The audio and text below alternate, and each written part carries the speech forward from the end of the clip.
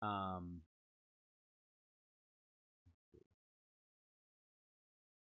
Welcome to the post show. This is the part of the show where we kind of hang out afterwards, and I want to thank everybody in the chat who stuck around too.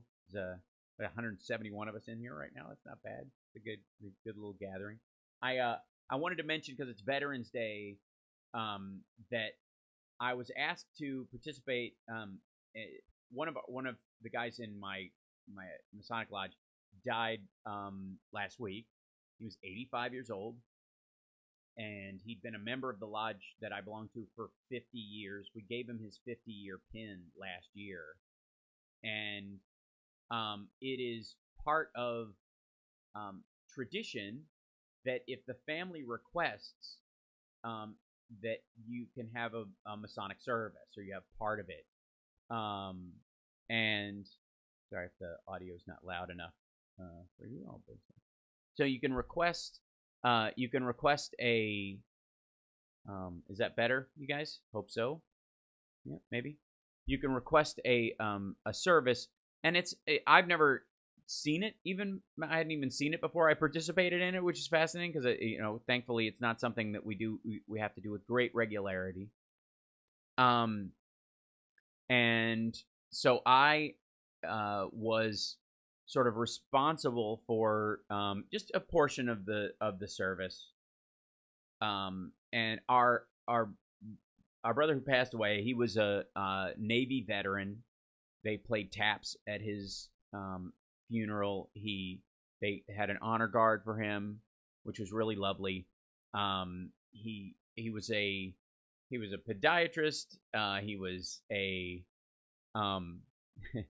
he was a Navy veteran, and he apparently, and I'd only met him a few times because he had been ill for the last year. He had just been coming when I first got my second degree, and so I missed seeing him.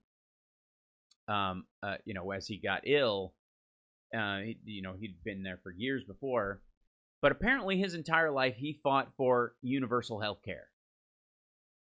Before the Affordable Care Act, and I learned this from his eulogy that was presented by his son-in-law, that he had fought his whole life for some form of universal care. And his version of universal care that he had kind of drafted up on his own, versions of that had made their way around the country over the last 3 or 4 decades, because he apparently wouldn't shut up about it all the time, according to his family, and had, more arguably made it into, Hillary Care back in the 90s, eventually the Affordable Care Act. And when we're in lodge and we're hanging out, we'll discuss some things. We never talk politics or religion when we're in there. So a lot of times, even if it's a cause like universal health care, if it's politically charged, it just kind of, there might be some mild mention of it, but it's certainly not an in-depth conversation within there. I mean, it's not like he couldn't have, said, "Hey guys, I'm doing this. If you guys wanted to join me, I'm leading an effort."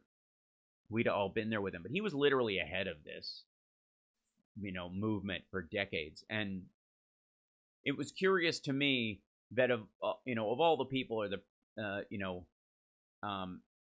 that I would end up participating for my first Masonic funeral in his funeral.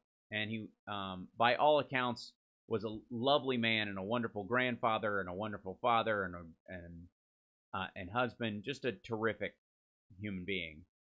And it really renewed my desire to, on a personal level, I was very moved to,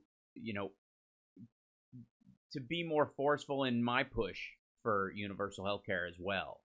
And it's not like something I've shied away with. I fought tooth and nail for the ACA and all those things. And I think that moving that ball down the field is part of it. That if anything, it was indicative of, here's a man who fought very hard and got us to where we got, which is a huge step forward in the history of humanity, that something like this can even exist.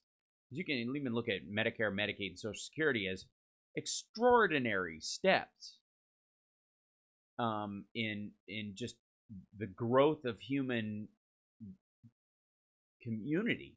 You know, that the idea that something like that would exist in the 16th century, the 15th, the 14th, the 17th, even is absurd. And so, you know, while each one of them, you know, and some of the people like in the chat are saying like it may need work, it may need modification, it may need growth or whatever, but all good things do. And I was, you know, looking at, you know, as we're in this in the during the ceremony, there are trees all around, and there was one tree that was just dead. It was orange, just stalk, branch, and leaf. The whole tree in the middle of all these trees was just dead.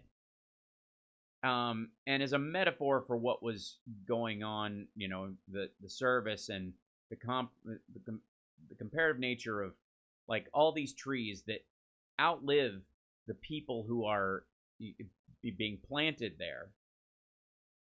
You know, the idea that, you know, these trees need to be watered and protected if they are to be valued and kept around.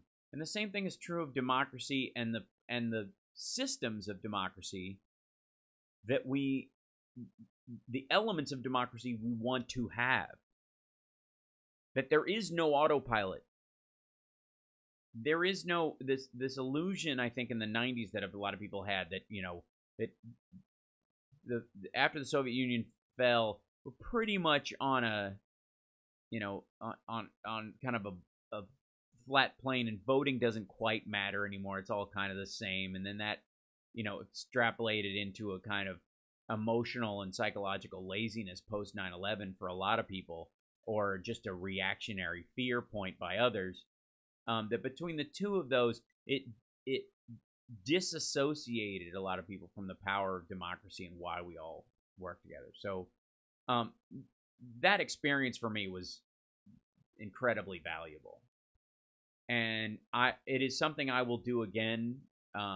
It's not something I look forward to having to do, but I look forward to being able to do for someone who would need it.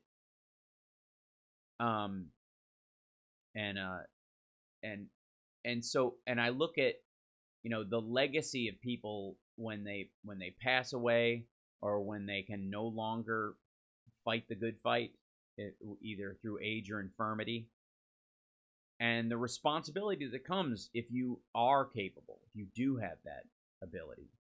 And so it was really, it was great to, in those moments, reflect on that in the, you know, in the shadow of a man who had apparently driven, you know, even some family members crazy with his constant push for this and why he cared about it so deeply. So I was very, you know, I was impressed by his nature and his spirit, and I would, you know, if he had been younger, I would have known him a lot longer.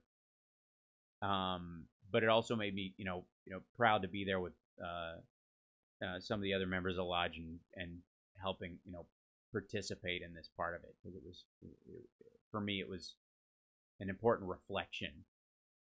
But anyway.